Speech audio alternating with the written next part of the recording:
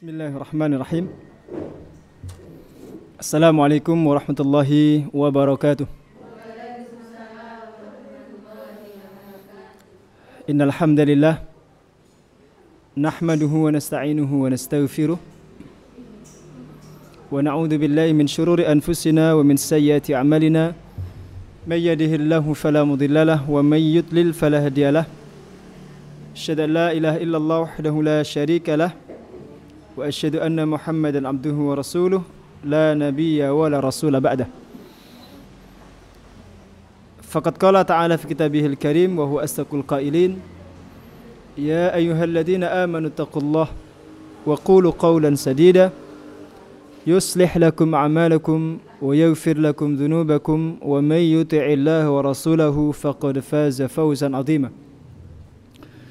Ma'asyiral muslimin wal muslimat rahimakumullah, kita panjatkan puji syukur kita kehadirat Allah Subhanahu wa taala sampai tanggal 27 Ramadan ya, 1437 ini kita masih diberikan kesehatan. Allah masih memberikan kita taufik, kekuatan, kemudahan sehingga kita bisa menyelesaikan mudah-mudahan ya aktivitas ibadah kita selama bulan Ramadan ini. Kita berdoa bersama-sama, mudah-mudahan Allah Subhanahu wa taala menerima amal ibadah kita semua. Salam dan salam kita sanjungkan pada junjungan kita Nabi Agung Muhammad sallallahu alaihi wasallam, uswatun hasanah, pemimpin dan suri teladan kita semua.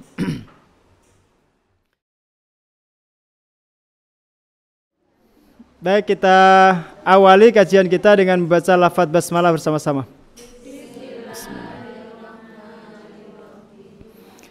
Kalau pertemuan yang lalu kita membahas seputar fikih siam, fikih puasa, insyaallah kita akan lengkapi kajian Ramadan kita dengan fikih zakat fitrah. Kita kaji nanti dalam waktu kurang dari 1 jam ini, insyaallah mudah-mudahan menambah wawasan kita. Kalau ada pertanyaan yang nanti mau disampaikan mulai disiapkan, silahkan. Bisa ditulis, bisa disampaikan secara langsung. Pertama kita pahami bahwa zakat itu secara umum dibagi dua. Yang besar, yang cakupannya itu besar ya, itu disebut dengan zakat mal. Zakat harta. Yang skalanya agak kecil, sifatnya personal, yang sifatnya apa ya, agak mikro ya, itu disebut dengan zakat fitrah. Dan dua-duanya wajib. Dua-duanya wajib. Kalau zakat mal itu kaitannya dengan harta. Siapapun muslim, siapapun ya, yang hartanya mencapai nisab wajib dizakati. Nah, ketentuan nisab itu nanti akan ada pembahasan di bab zakat. Nanti kalau sudah sampai babnya kita akan kaji lebih detail ya. Ini zakat mal ya. Kaitannya dengan harta. Jadi bukan dengan bulan Ramadan. Maka ada persepsi yang perlu diluruskan. Banyak orang baru membayar zakat malnya ketika Ramadan. Itu persepsi yang kurang pas. Ya. Kenapa? Karena kalau hartanya sudah mencapai nisab, tidak segera ditunaikan zakatnya, itu hukumnya sama seperti orang menunda-nunda sholat. Padahal sudah masuk waktunya. Umpamanya gini, ya, kita punya tabungan zakat mata uang itu kita miliki sejak bulan Muharram. Dia sudah mencapai nisab seukuran 85 gram emas itu. Uang yang kita punya di dalam tabungan itu. Oke, berarti menunaikan zakatnya itu bulan Muharram tahun berikutnya. Genap 1 tahun itu. Selama nisabnya tidak berkurang, wajib dizakati itu. Tidak nunggu Ramadan. Ya, jadi tidak menunggu Ramadan. Tapi ditunaikan ketika nisabnya mencapai. Bulan apa itu? Ditunaikan saat itu. Termasuk kalau sudah seandainya kita punya duit di bulan Rajab atau Sya'ban, itu mencapai nisab. berarti bulan Sya'ban atau bulan Rajab tahun berikutnya harus dizakati. Zakatnya 2,5%. Jangan ditunda sampai Ramadan gitu. Karena kalau ditunda sampai Ramadan, hukumnya itu sama seperti orang menunda-nunda sholat padahal waktunya sudah habis. Apa hukumnya itu? Dosa, no? Ya hukumnya dosa. Jadi jangan menunda. Jangan ditunggu sampai Ramadan. Ini zakat mal ya. Nah, sedangkan zakat fitrah itu kaitannya dengan jiwa. Dengan diri ya, dengan badan. Siapapun yang memiliki nyawa, dia hidup di bulan Ramadan ini, baik muda, kecil, tua, laki-laki, perempuan, selama dia sudah hidup, ada nyawanya gitu, dia wajib dizakati. Kaya maupun miskin. Selama dia muslim, nanti ada ketentuannya itu. Selama dia muslim atau dia ditanggung nafkahnya oleh seorang muslim, wajib dizakati dia. Kalau ini kaitannya dengan Ramadan, zakat fitrah ini. Karena dia ada hubungannya dengan puasa. Tidak ada zakat fitrah di bulan Ramadan. Ya. Karena kaitannya dengan kesempurnaan puasa yang dilakukan.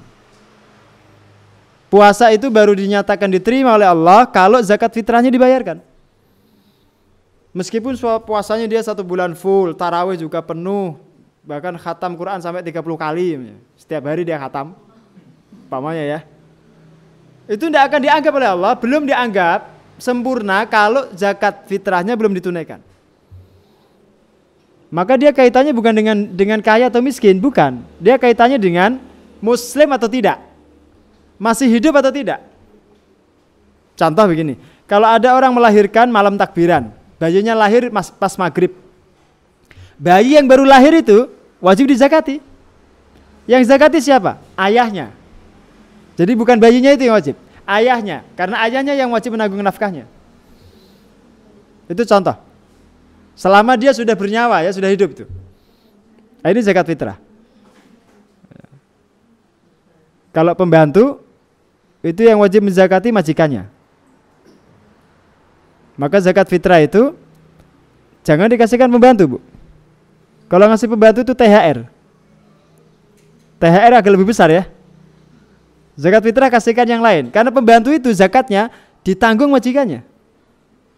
Dan kesehariannya pembantu yang tinggal di rumah kita, itu nafkahnya wajib atas kita. Jadi wajib kita nafkahi. Orang yang nafkahnya ada di beban kita, tidak boleh dikasih zakat. Tidak boleh dikasih zakat. Ya. Itu ketentuannya begitu. Nah, ini zakat fitrah. Maka zakat fitrah itu dikatakan oleh para ulama, wajibatun ala fardin minal muslimin. Wajib atas setiap muslim. Sagirin au kabirin, baik dia kecil maupun besar, anak-anak maupun dewasa. Zakarin au unsa, laki-laki maupun perempuan. Hurrin au abdin, budak atau orang merdeka. Zaman dulu kan ada budak ya. Bahkan seorang budak pun wajib dizakati. Fitrahnya itu oleh majikannya. Kalau tidak ditunaikan zakatnya, yang dosa majikannya itu. Ya. Karena budak itu milik majikannya, dia nafkahnya ditanggung majikannya karena dia bekerja sehari-hari di rumah majikannya begitu. Nah, ini zakat fitrah. Definisinya kurang lebih seperti itu. Kemudian yang kedua, hikmah disyariatkannya itu. Hikmah itu sesuatu yang menambah semangat kita dalam beramal. Tapi dia tidak menjadi dasar hukum atau tidak menjadi landasan hukum. Dia hanya menambah motivasi. Kalau kita tahu hikmah sesuatu, insya Allah akan lebih termotivasi. Dan nanti akan lebih tepat menunaikannya. Zakat fitrah itu disebutkan Rasul dalam sebuah hadis. Beliau katakan, zakatul fitri tuhratun lis-shaim minal laghwi war-rafathi wa tu'matun lil masakin. Man addaha qabla salati fahiya zakatun maqbulah. Wa man addaha ba'da salah fahiya sadaqatun minas sadaqat. Zakat fitrah itu, kata Rasul, tuhratun lis-shaim, menjadi penyempurna atau mensucikan orang yang puasa, minal lagwi, dari perkara-perkara yang sia-sia, warrafasi, dan perkataan-perkataan yang kotor. Kalau seandainya pas puasa dia keceplosan ngomong begitu, Nah, itu bisa disucikan atau dibersihkan dengan zakat fitrah. Ini pertama. Jadi dia punya fungsi tathir, mensucikan orang puasa itu dari kesalahan yang dia lakukan selama Ramadan.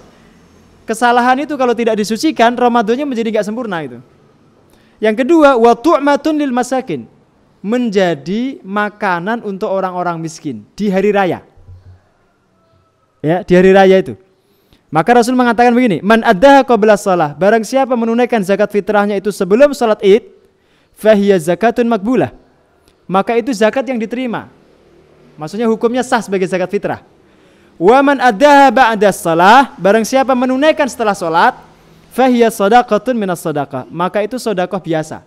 Tingkatannya jadi sunnah, dia masih wajib menanggung zakat fitrah itu. Dianggap dia dosa itu. Belum zakat fitrah. Kalau dia tunaikan setelah sholat Id. Makanya panitia-panitia zakat itu sering saya ingatkan, jangan dibagi setelah sholat. Bahkan ada di sebagian masjid itu ketika laporan zakat fitrah, pas mau sholat itu ya, itu berasnya masih numpuk di depan, di masjid itu. Belum didistribusikan. Ya, bahkan ketika laporan itu duitnya masih ada ditumpuk, belum dibagi. Jadi yang seperti itu menyalahi hadis ini.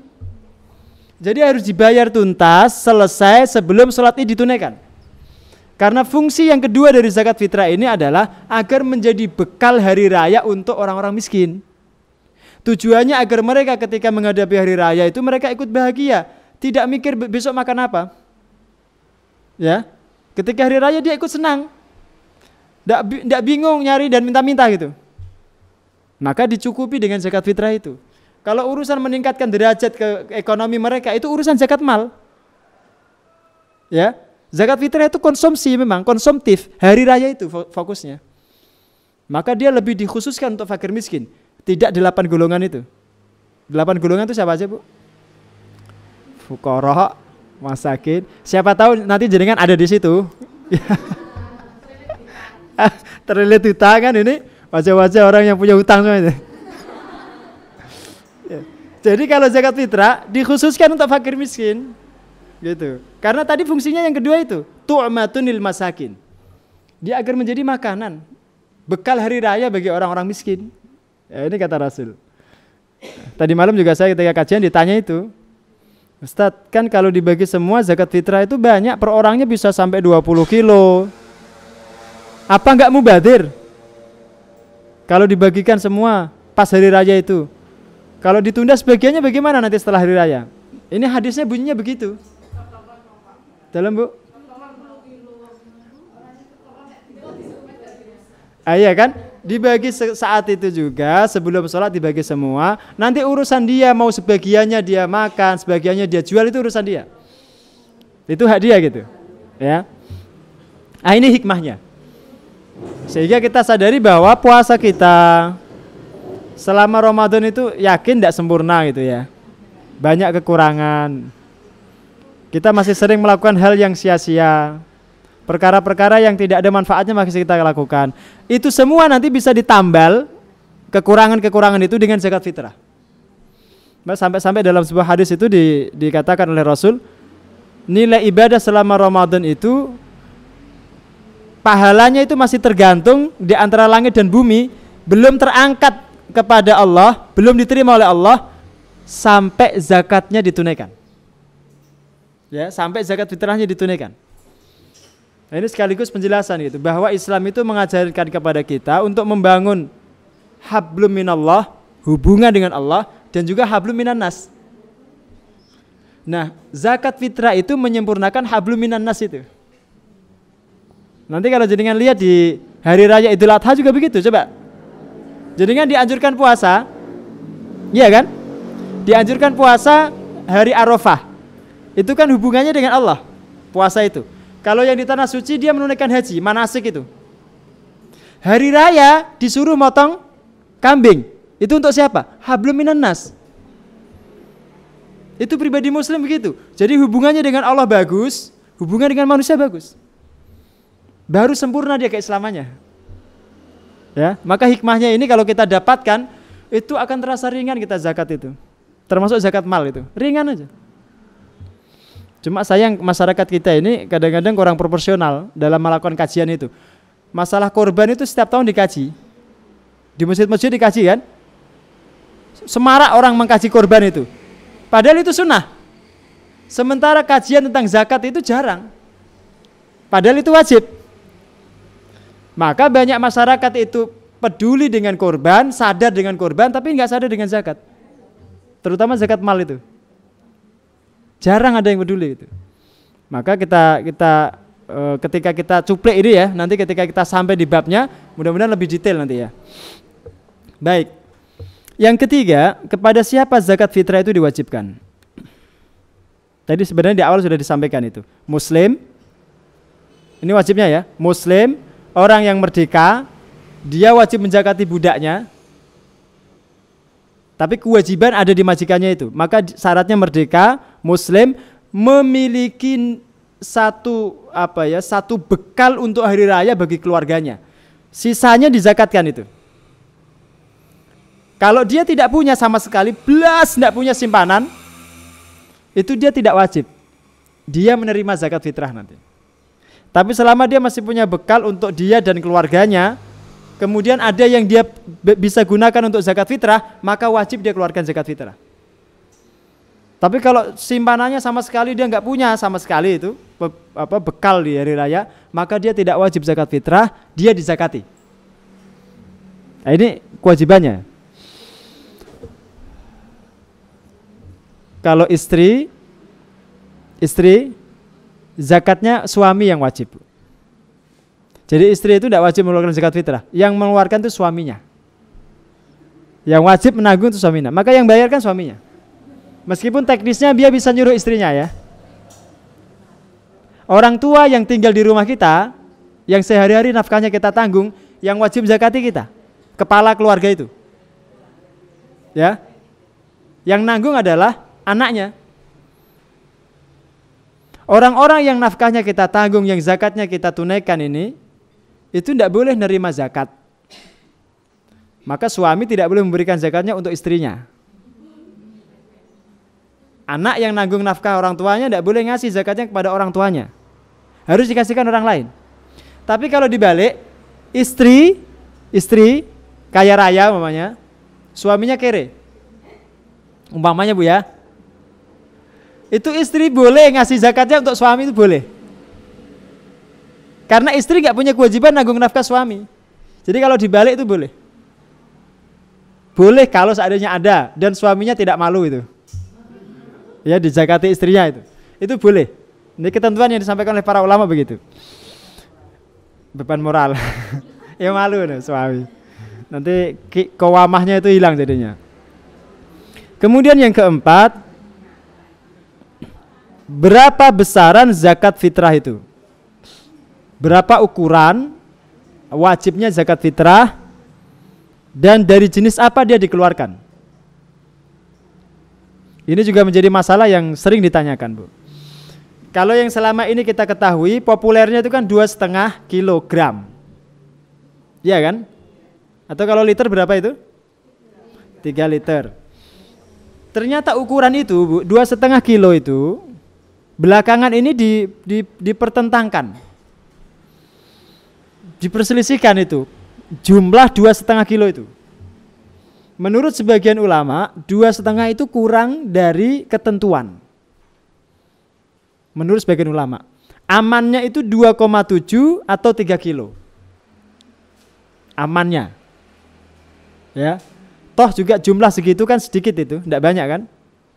Dan diambilkan dari makanan pokok. Mayoritas ulama berpendapat bahwa zakat fitrah itu harus makanan pokok. Sementara satu pendapat Abu Hanifah mengatakan boleh dengan mata uang, dengan nilainya, dengan nominal uangnya. Ini pendapat Abu Hanifah saja, satu saja itu pendapat. Minoritas maksudnya. Mayoritas ulama mengatakan zakat fitrah itu harus dengan makanan pokok daerah setempat. Ya kalau makanan pokoknya beras, beras. Kalau makanan pokoknya sagu, sagu. Kalau di Timur Tengah makanan pokoknya itu gandum, bahan baku roti itu ya gandum, syair. Sebagian daerah ada yang tamar, kurma, ya kurma gitu. Dan seterusnya. Ini jenisnya ya. Kita lihat dulu yang tadi, yang kadarnya tadi, yang ukurannya. Kenapa 2,5 itu diperselisihkan? Karena asal muasalnya begini. Ini hadisnya bunyinya begini.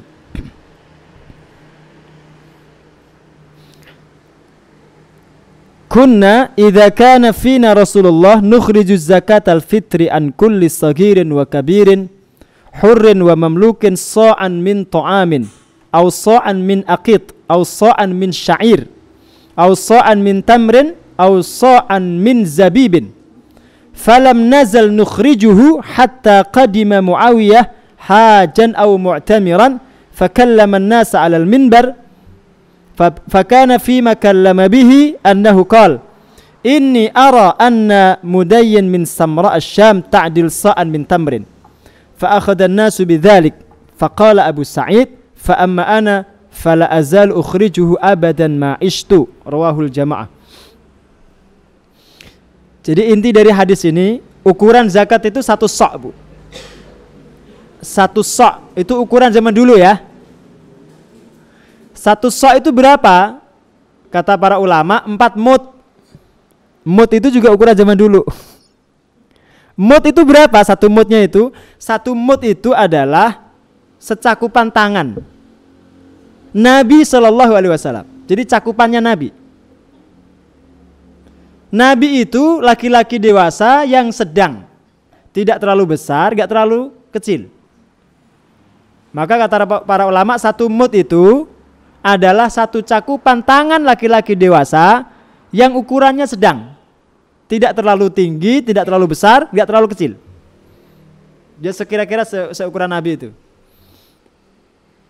Karena ukurannya cakupan tangan, maka kemudian terjadi perbedaan kadar itu tadi. Perkiraannya jadi berbeda, relatif gitu. Sementara cakupan tangan Nabi juga sekarang nggak bisa dipastikan Nabi itu seperti apa posturnya. Cuma tadi gambarannya kan beliau itu orang yang tidak terlalu tinggi, nggak terlalu besar, nggak terlalu kecil. Dan itu juga ada hikmahnya. Kalau Nabi itu seperti orang-orang Eropa atau orang-orang Afrika yang tinggi besar, cakupan tangannya banyak, besar itu. Maka yang rugi yang mengeluarkan zakat. Nanti kebanyakan itu dikeluarkannya. Mungkin 1 cakupan bisa 1 ember. Nanti sampai 4 ember itu, Bu. Ember kecil itu ya. Nanti yang mengeluarkan zakat jadi merasa kok banyak banget gitu. Tapi kalau seandainya Nabi itu adalah orang yang kecil seperti orang Indonesia, pendek-pendek, kerdil-kerdil gitu ya, cakupan tangannya kecil sekali, itu yang rugi siapa? Yang nerima gitu. Makanya postur tubuh Nabi itu pun sudah didesain oleh Allah sedemikian rupa agar pertengahan. Tidak seperti orang Eropa yang tinggi besar, tidak seperti orang Asia Timur, orang Asia Tenggara yang kecil-kecil. Di pertengahan. Maka tempatnya pun beliau di tengah itu, di Mekah itu, paling tengah itu. Dari semua penjuru dunia dia paling tengah. Maka postur tubuh beliau juga pertengahan. Itu ada hikmahnya. Nah pertanyaannya, 4 cakupan tangan Nabi itu sekarang berapa kilo? Itu yang jadi pertanyaan. Maka terjadi perselisihan itu tadi. Saya tidak mengatakan yang 2,5 itu tidak sah ya, tidak. Tapi itu angka yang diperselisihkan. Maka kalau mau aman, hati-hati gitu, 2,7. Atau kalau mau ya 3 kilo sekalian. Kecuali kalau panitia sudah menentukan 2,5, ya ikuti aja panitia. Berarti dia mengambil satu pendapat yang sudah diyakini benar. Gitu ya. Yang jelas itu masalah yang diperselisihkan oleh para ulama. Dan selama ada perselisihan, kita tidak akan disalahkan oleh Allah. Itu fungsi perselisihan pendapat, Bu. Jadi kalau ada khilafiyah di kalangan para ulama itu enak kita. Mau ngambil pendapat mana saja, tidak mungkin disalahkan oleh Allah. Kenapa kamu ngambil yang pendapat yang ini? Ya kan ada pendapat itu ya Allah. Saya kan mengikuti ulama, sudah. Selesai itu masalah. Dan tidak akan dipersalahkan oleh Allah itu. Nah adapun yang makanan pokok tadi, itu karena kalimatnya begini, so'an min to'am. To'am itu maknanya makanan, Bu. Nah dari teks hadis inilah kemudian mayoritas ulama mengatakan zakat fitrah itu harus makanan pokok. Karena Rasul mengatakan so'an min to'am. Ini satu. Yang kedua alasan, di masa dulu tidak pernah Rasul mengeluarkan zakat fitrah kecuali makanan pokok. Padahal dulu ada mata uang, ada dinar, ada dirham. Dinar itu mata uang emas, dirham itu mata uang perak. Tapi tidak pernah ada satupun hadis yang menyebutkan Rasul zakat fitrah dengan mata uang itu. Sehingga kenapa mayoritas ulama tadi berpendapat seperti itu? Ya karena alasan ini tadi. Rasul tidak pernah zakat fitrah dengan uang. Nah, maka di masjid-masjid itu kadang-kadang disiasati kan, panitia menyediakan beras, ya, itu siasat itu Bu. Terus yang zakat kalau dia bawa uang itu diakatkan beli beras itu, ya kan? Uangnya diterima, beli beras, terus berasnya diserahkan ke panitia. Itu siasat, cara aja itu ya. Boleh atau enggak begitu? Itu hilah namanya. Hilah itu siasat. Aslinya yang seperti itu cara ya sama seperti, mohon maaf ya, cara gini, pembangunan masjid ini butuh dana besar. Terus ada salah satu takmir masjid itu yang kaya raya, maka dia ngutangi dulu panitia sekian ratus juta. Nanti kemudian bayar utangnya itu dari zakat. Dianggapnya orang yang ngutangi ini kategorinya adalah gharim, orang yang terlilit hutang itu. Cara seperti itu sebenarnya tidak baik itu.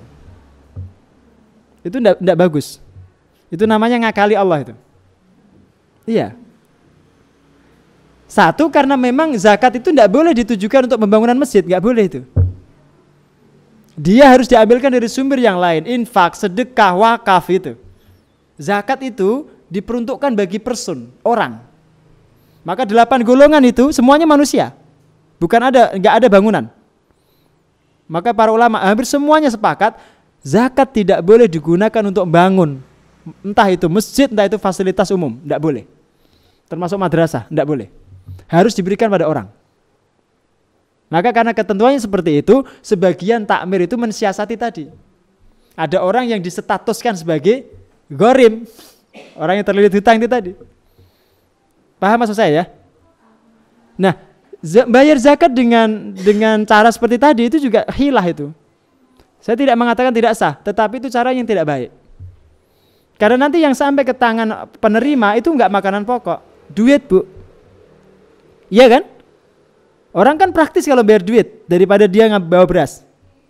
Pertanyaannya begini, apa ada jaminan gitu? Kalau orang dikasih duit itu kemudian duitnya dipakai untuk beli makan saat dia hari raya itu? Tidak ada. Tidak ada. Bahkan tidak sedikit orang dikasih duit di zakat fitrah dibelikan rokok. Karena dia lebih simpel kan? Ya dia lebih simpel. Meskipun kembali kepada masing-masing orang, beras juga bisa dia tukar dengan duit. Tapi ketika kita mendapatkan keterangan seperti ini, itu kita mengikuti nas hadis itu, teksnya seperti apa, kita jalankan. Ini alasannya kedua ya. Yang ketiga itu begini. Tadi kan kita sampaikan, zakat itu punya fungsi untuk membersihkan kita dari kekurangan-kekurangan puasa kita. Maka mayoritas ulama berpendapat bahwa zakat itu fungsinya menjadi kafarah. Kafarah itu apa? Penebus dosa, kesalahan. Yang namanya kafarah, penebus dosa dan kesalahan itu tidak pernah ada kecuali makanan pokok. Tidak pernah ada Bu. Jadi kan kalau haji, kemudian melakukan pelanggaran, ada dam, suruh bayar kafarah, itu pasti pilihannya pertama makanan. To'amu miskin, memberi makan fakir miskin. Atau nyembelih hewan, dan itu makanan juga. Karena dia kafarah. Maka kalau zakat fitrah ditilik ya, dilihat dari sisi kafarahnya, dia juga harus makanan pokok. Tidak dimata uangkan gitu. Ya meskipun Abu Hanifah tadi mengatakan boleh dengan mata uang. Boleh, kata beliau begitu. Yang jelas itu ada perbedaan pendapat, cuma mayoritas ulama mengatakan menganjurkan dengan makanan pokok. Gitu ya. Baik. Kemudian yang berikutnya, siapa yang berhak menerima? Secara umum 8 golongan itu punya hak menerima. Secara umum. Ya, 8 golongan itu siapa aja? Silakan dibuka itu ayat 60 surat At-Taubah. Tolong dibuka yang bawa aplikasi. Ayat 60 surat At-Taubah. Itu ketentuan tentang masarifuz zakat, mustahik zakat atau orang yang berhak menerima zakat. Silakan dibaca, Bu. Dibaca terjemahnya. Udah ketemu belum? Ayat 60 At-Taubah. Itu ada aplikasi bagus sekali di Play Store itu. Quran komplit itu. Komplit itu ada tafsirnya, ada untuk searching, ada untuk tematik, ada semua itu. Kita itu sekarang ini kalau nggak pinter itu kebangetan karena semua ada fasilitas itu. Udah, Bu, ketemu? Nanti kalau saya bacakan nanti instan terus, jadi harus buka juga. Belum? Yang innamas shadaqatu lil fuqara'i wal masakin wal 'amilina 'alaiha itu. Terjemahnya aja. Enggak, tolong ada satu yang bacakan.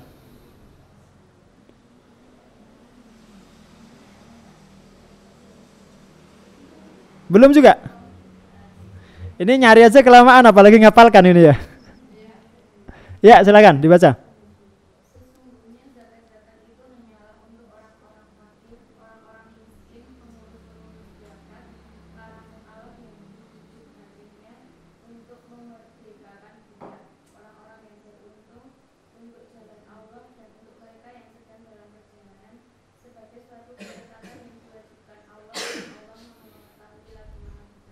Iya. 8 kan itu? Sekarang -1 karena hamba sahaya itu nggak ada. Sekarang kan budak itu nggak ada kan? Berarti -1. Kalau konteks zaman sekarang ini 7 golongan. Ya, minus budak atau hamba sahaya. Jadi zaman dulu zakat itu boleh dipakai untuk memerdekakan budak. Cuma dalam konteks zakat fitrah itu lebih difokuskan, diprioritaskan untuk 2 golongan pertama, fuqara wal masakin, fakir dan miskin. Bedanya apa fakir miskin itu? Ini kalau dua-duanya disebutkan itu berbeda maknanya. Fuqara tidak sama dengan miskin. Apa bedanya, Bu? Fuqara itu karena disebutkan lebih dahulu daripada miskin, maka dia prioritas utama karena kondisinya lebih sulit dia. Fuqara itu orang yang sama sekali tidak punya penghasilan, tidak punya mata pencaharian, ya, sehingga dia tidak punya nafkah yang cukup. Tapi kalau miskin, dia punya pekerjaan, cuma yang dia dapat itu tidak mencukupi. Umpamanya kebutuhan sehari satu keluarganya itu umpamanya taruhlah setiap hari itu 50.000. Dia kerja dapat 20.000. Itu miskin. Tapi punya pekerjaan. Kalau fuqara sama sekali gak punya pekerjaan, pengangguran itu. Tidak punya pekerjaan, nafkahnya juga gak jelas dari mana dia dapat, maka dia lebih diprioritaskan. Nah itu kan membutuhkan kecermatan kan. Jadi panitia itu ketika melakukan survei, pemetaan lingkungan, itu harus betul-betul detail. Ya, harus detail. Siapa yang fuqara, siapa yang miskin. Nanti porsinya boleh dibedakan. Pembagiannya itu. Fuqara itu 10 kilo umpamanya, yang miskin 7 kilo umpamanya. Karena kondisinya yang lebih sulit kan? Atau dibedakan dari segi jumlah anggota keluarga yang ditanggung. Umpamanya si A, penerima ini, jumlah anggotanya 10 orang. Anaknya 8, dia sama istrinya. Fuqara, Bu. Jangan disamakan dengan penerima zakat fitrah yang jumlah keluarganya cuma 4 orang. Itu panitia juga harus melihat. Boleh dibedakan begitu, boleh. Paham ya? Jadi jangan dipukul rata seragam 5 kilo semua aja. Itu cari gampangnya itu namanya. Panitia nggak mau capek itu. Udah gitu dipanggil ke masjid, ngantri satu-satu gitu. Enggak, itu nggak bagus. Itu cara penyaluran yang tidak memanusiakan manusia. Apalagi puasa-puasa, antrinya 1 kilo. Itu kalau orang-orang kaya manggil orang dapat zakat kan begitu. Ngantri di depan rumah sampai berjubel, injek-injekan kan? Itu tidak manusiawi. Tidak memuliakan manusia itu. Apalagi mereka orang fakir miskin loh. Dapatnya 20 ribuan. Coba, jauh-jauh dia dari luar daerah. Itu nggak manusiawi. Mestinya kalau dia betul-betul orang kaya dan pengen betul memuliakan yang penerima itu, dia buat tim aja, survei, kemudian dibagi, dikirimkan door to door, diantar ke rumah. Apalagi biasanya kalau kepanitiaan masjid itu kan lingkungan sekitar aja itu. Panitia agak capek sedikit nggak apa-apa, itu pahalanya besar. Antar ke rumah, ketuk pintunya, sampaikan salam dari orang-orang yang zakat itu. Bu, ini ada bingkisan zakat fitrah dari bapak ini sebutkan ya, sampaikan. Karena apa? Dia disunahkan mendoakan orang-orang itu. Jadi kalau dia terima bingkisan, dia disunahkan mendoakan. Ya, dan doanya itu di bulan Ramadan makbul itu. Bisa dipahami ya? Kita jeda sebentar untuk adzan.